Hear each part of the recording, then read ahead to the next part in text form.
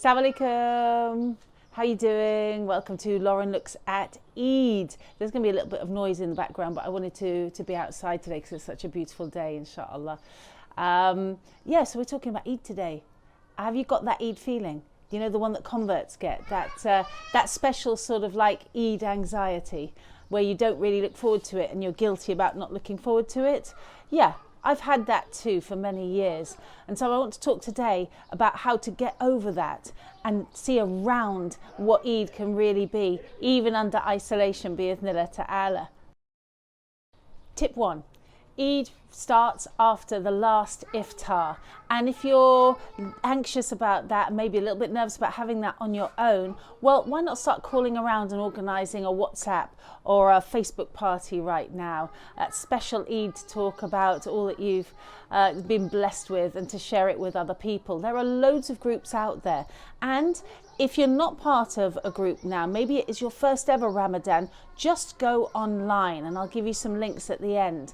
Join Ramadan groups discussing the beauty of our faith, and you will meet people there. Really, what I find by the grace of Allah is that the more we put into Islam, the more we give to others, the more Allah brings to us. So reach out now before the end of Ramadan and let people know that you're looking to connect, inshallah, and Allah will bring people to you.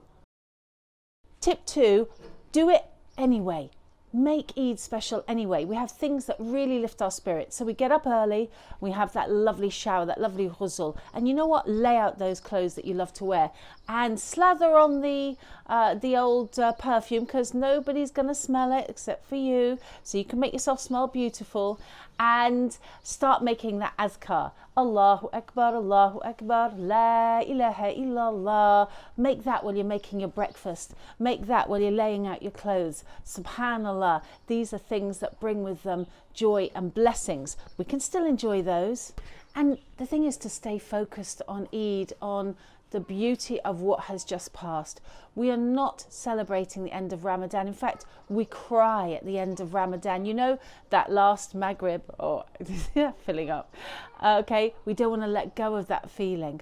But what we are enjoying is the fact that Allah Ta'ala has given us success, that we've made it through another Ramadan, that we succeeded, we did our fasting, we did the prayers that we were meant to do, not the ones we wrote down, not necessarily our goals, although inshallah some of those were met, but the ones that Allah wrote for us. And forgiveness is ours at the end of that month. Now that is something worth celebrating. Here's another tip.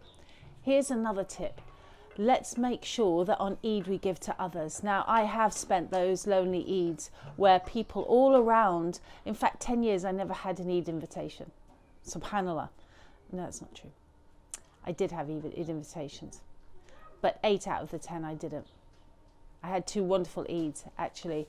Thanks, Rahim and Amy, for your amazing Eid invitations.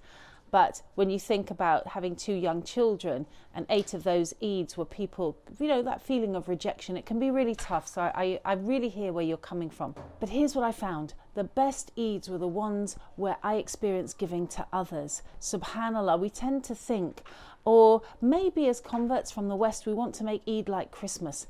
And that expectation really can take away from the joy of possibility if it's not that. Yeah, so giving to others. I was in Qatar once for Eid, and I was on my own, and a Qatari family, actually an artist called Al Ghanim, may Allah bless him, he invited me to Eid with his family, and I was prepared to sit there and it would all be in Arabic, but he amazed me.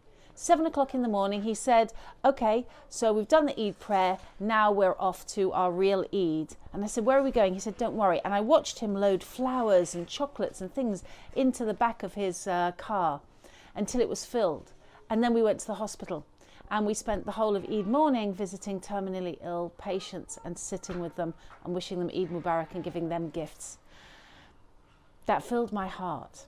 And let's fill our hearts with making sure that the morning of Eid we give our zakat al-fitr, yes, but what more can we do? Who needs us on that morning? You know, Allah Ta'ala has created the human being to respond beautifully, to feel joy, and Eid is about joy, it's about celebration, by giving to others. So find the person that you know who's on their own and call them. Muslim or not Muslim, call them. reach out to those who need you, who need me. Let's fill our Eid morning with blessed appreciation of Allah Ta'ala with good deeds, inshallah. And here's a fun thing to do. How about ordering a surprise Eid cake for someone, for a Muslim that you know is also on their own? There's Cakes for Syria in the UK, and they deliver, there's Cakes for Syria in the UK, and there may be something like it where you are. So get a cake made and just have a surprise delivery on Eid day to a family who may not have much money, or to somebody who's also on their own. What a lovely surprise. And then call them. Don't let, make it be a surprise. Who sent me this cake? Then call them. Are you enjoying the cake? Let's eat it together. Let's have a cup of tea.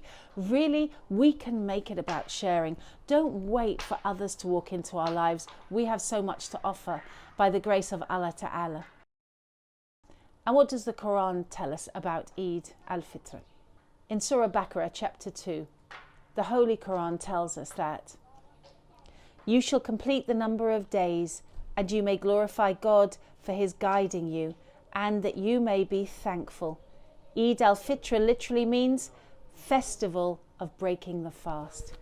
Eid al-Fitr literally means the festival of breaking the fast. And that is truly something to be grateful for. May your Eid be blessed. Lots and lots of du'as for the year ahead. Assalamu alaikum rahmatullahi wa barakatuh.